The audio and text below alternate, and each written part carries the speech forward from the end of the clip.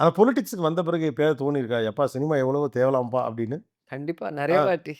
சினிமால வந்து இப்பதான் சொன்னேன்ல, வித்தவுட் எக்ஸ்பெக்டேஷன் நம்மள லவ் பண்ணுவாங்க ஜனங்க. ஸோ நம்ம படத்தை பார்த்தே அவங்க ஹேப்பியா ஃபீல் பண்ணுவாங்க.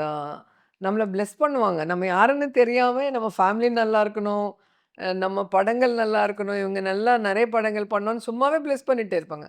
ஆனா பாலிடிக்ஸ்ல வந்து நீங்க எவ்ளோ நல்லா பேசினாலும், எவ்ளோ ஹெல்ப் பண்ணாலும், இவங்க ஆக்டிங் பண்றாங்க. இவங்க ஓட்டுக்காக தான் இதெல்லாம். இல்லன்னா ஏன் பேசுவாங்க? ஒரு நெகட்டிவாவே இருக்காங்க. பொலிட்டீஷியன பாத்து, பாத்து, பாத்து இப்போ நம்ம பொலிட்டீஷியனா மாறும்போது, நம்மளையும் அந்த லிஸ்ட்ல போட்டுடுறாங்க. அப்போ வந்து எனக்கு ரொம்ப பெயினா இருக்கும். அடா! நம்ம ஆர்டிஸ்ட்டா இருந்தாலே இவங்க எல்லாம் எவ்வளோ லவ் பண்றாங்க. இப்ப தேவையில்லாம பாலிடிக்ஸ்க்கு வந்து இப்ப இவங்க கிட்ட திட்டு வாங்க வேண்டியதாயிருச்சு. நம்மள நடிக்கிறாங்க லைஃப்ல கூடன்னு சொல்றாங்களேன்னு ஒரு கஷ்டமா இருக்கும். சில சில பேர் பேசும்போது. ஸோ தேவையில்லாத எனிமீஸ் ஜாஸ்தி ஆவுறாங்க பாலிடிக்ஸ்ல. சினிமால எனிமீஸ் கம்மி.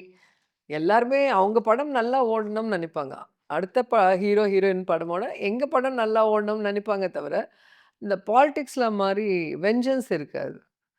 பாலிடிக்ஸ்ல அது நெறைய ஆவுது. இப்போ ரீசென்ட் டைம்ல பாலிடிக்ஸே ஒரு டிஃபரண்டான பாலிடிக்ஸ், பேட் பாலிடிக்ஸ் போயிட்டே இருக்கு.